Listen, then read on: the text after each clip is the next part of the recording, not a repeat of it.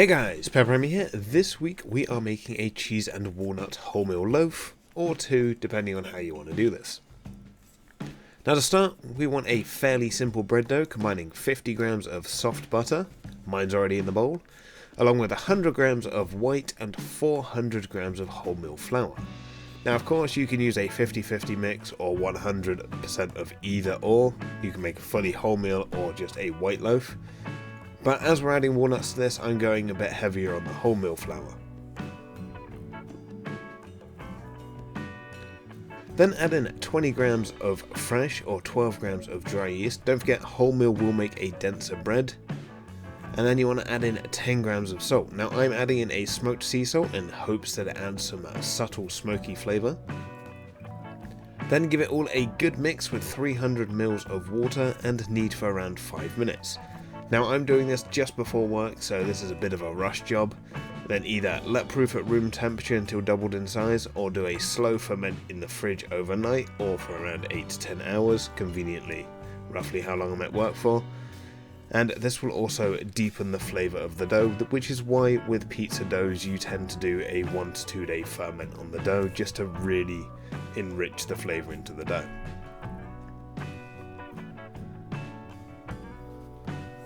Then once risen, knock back and add in 100 grams of your chosen cheese. I recommend a Stilton, but I'm using a Shropshire Blue. But if you're not a blue cheese enjoyer, you could also use a mature cheddar. And then add in 125 grams of chopped walnuts.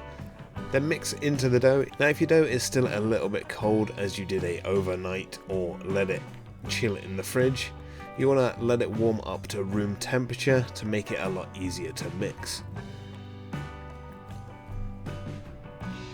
Now for the bread loaf itself, you have a few choices. You could make a large bloomer style loaf by shaping the dough on some baking paper.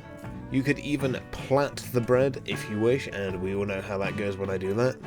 Or simply place the loaf in a large pan or divide between two 1 pound or 450 gram loaf pans and then let rise for about an hour. Then once risen, preheat your oven to 230°C or 450 Fahrenheit. And then bake the bread for 30 minutes. Now if you are using a loaf pan, remove after a few minutes of cooling and then transfer to a wire rack to avoid having a soggy bottom on your loaf. Now once cooled, slice and enjoy. Now this is a good soup dipping bread. I do highly recommend lightly warming the bread in the toaster before enjoying, just to bring out the more subtle flavours of the cheeses. And there you have it, a cheese and walnut bread. Now that wraps up this week's video. So as always, if you enjoyed what you saw, let me know down below with a like and a comment. If you're indeed new here, feel free to subscribe for free weekly cooking content.